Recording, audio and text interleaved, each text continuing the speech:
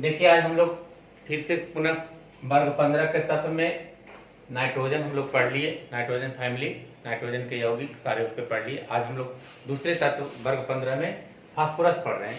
तो फास्फोरस के बारे में जान लीजिए कि फास्फोरस का सिंबल होता है जब P होता है, परमाणु संख्या 15 होती है, परमाणु भार 21 होती है, इसकी वैलेंसी 3 और 5 दोनों होती है। कहता है कि फास्फोरस पाया कहाँ जाता है, उपस्थिति।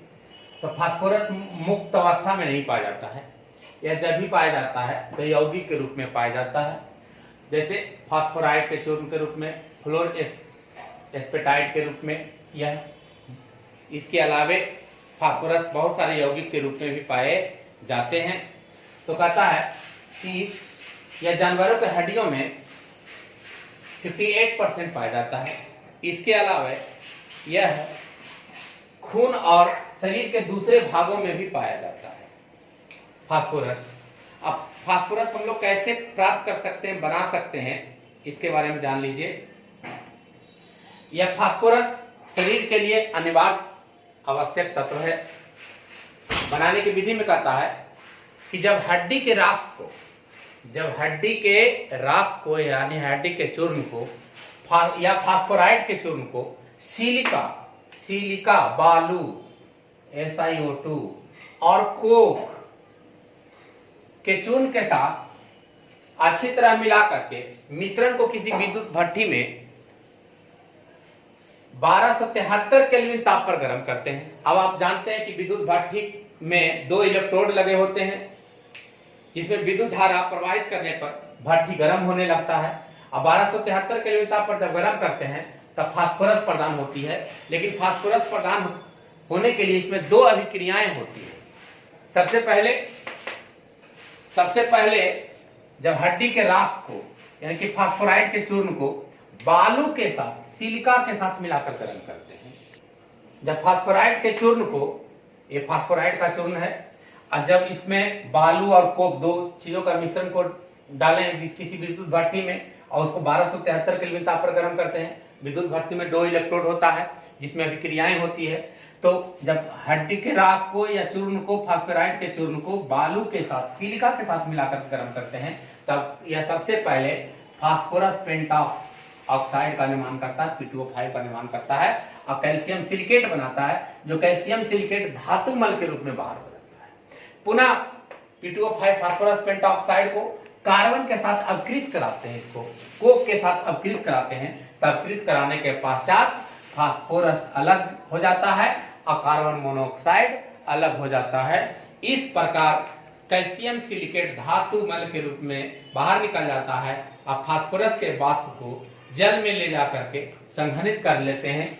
इसके वाष्प को जल में ले जाकर संघनित करते हैं, जिससे फास्फोरस की प्राप्ति हो जाती है। इस प्रकार आपका फास्फोरस का निर्माण संभव हो पाता है। तो यह अभिक्रिया 2 चरणों में होती है, ध्यान दीजिएगा। जब हड्डी के राख को यानी कि फास्फोराइड के चूर्ण को बालू के साथ मिलाकर गर्म करते हैं तो यह धातुमल, इसी को कहते हैं धातुमल के रूप में ही बाहर हो जाता है और फास्फोरस पेंटॉक्साइड बनाता है, P2O5 फास्फोरस पेंटॉक्साइड बनाता है।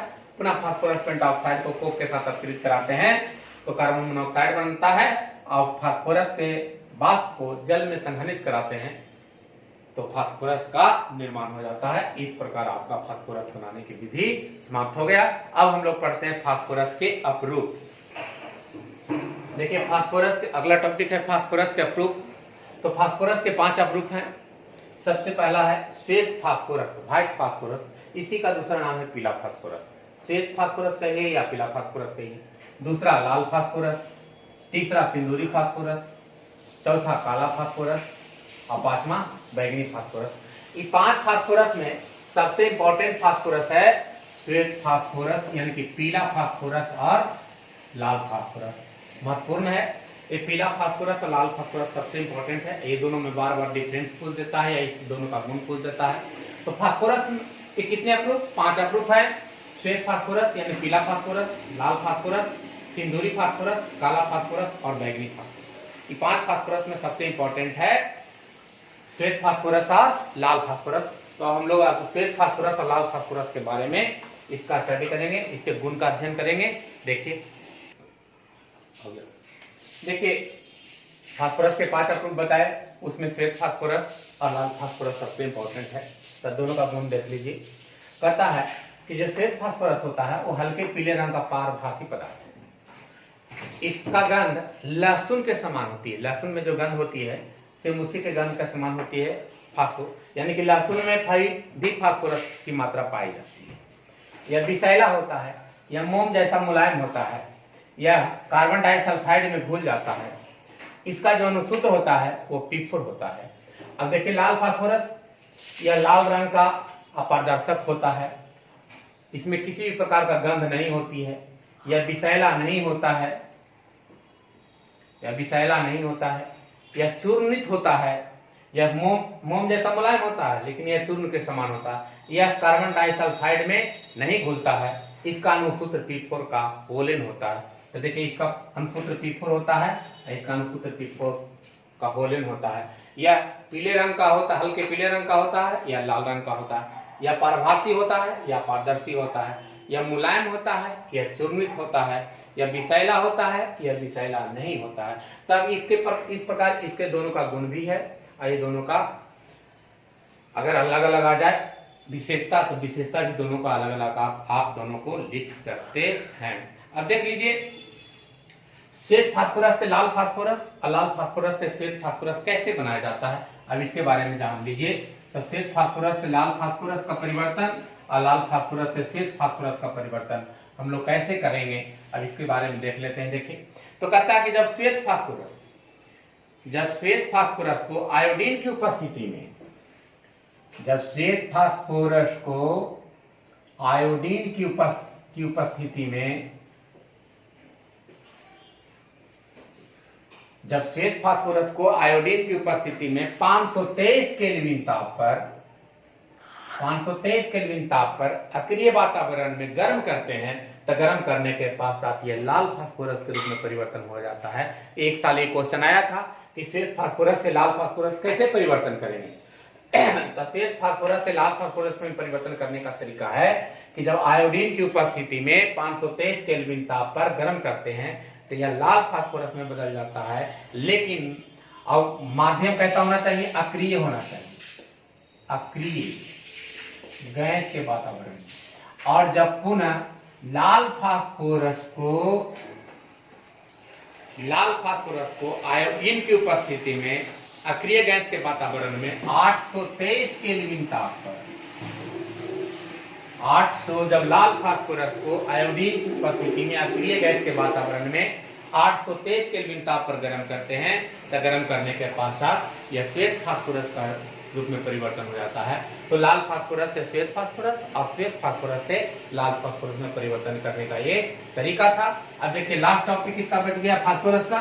तो फास्फोरस का उपयोग कहां करते हैं, तो फास्फोरस का उपयोग सबसे पहले आप जानते हैं कि दिया सलाई के रूप में फास्फोरस का उपयोग कहां किया जाता है, तो दिया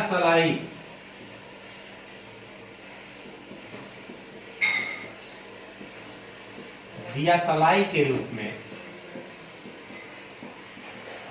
दूसरा, चूहा मारने के दवाई में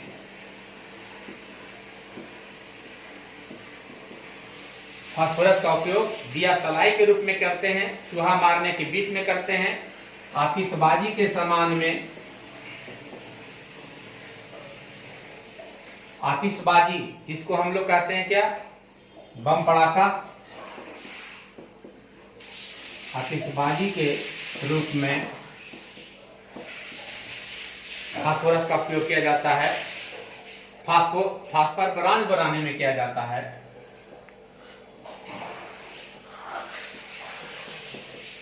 ब्रांज के निर्माण में फास्फोरस का उपयोग होती है। इसके अलावे प्रयोगशाला में HI और HBr की बनाने में किया जाता है। प्रयोगशाला में किया जाता है, फास्फोरस का निर्माण होती है। और बलवर्धक औषधि बनाने में किया जाता है।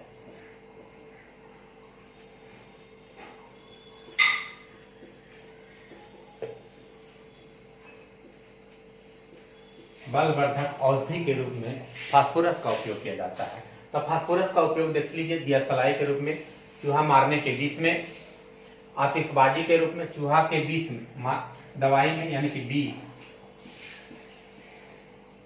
पॉइजन जिसको कह रहे हो, आतिशबाजी के रूप में, फास्फर ब्रांच के निर्माण में, प्रयोगशाला में, और बलवर्धक औषधि के रूप में विभिन्न विभिन्न प्रकार के दवाई में भी फास्फोरस का उपयोग होता है। तो इस प्रकार आपका फास्फोरस बनाने की विधि, फास्फोरस के गुण और फास्फोरस का उपयोग समाप्त हो गया।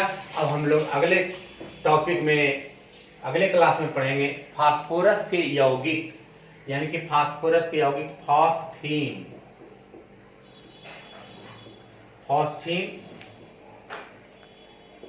फास्फोरस के यौगिक के रूप में फॉस्फीन पढ़ेंगे। तब तक के लिए धन्यवाद। फिर पुनः अब क्लास रेगुलर चालू होगा।